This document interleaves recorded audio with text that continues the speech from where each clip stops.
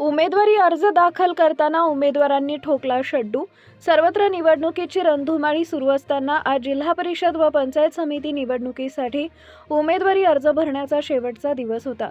या पार्श्वभूमीवर वडूज तालुका खटाव इथं निमसोड जिल्हा परिषद गटातून उमेदवारी अर्ज दाखल करताना राजकीय वातावरण चांगलेच तापले.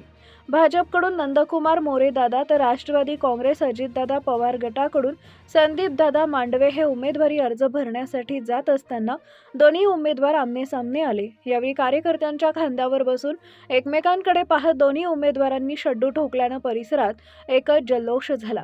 या घटनेमुळे कार्यकर्त्यांमध्ये प्रचंड उत्साह पाहायला मिळाला.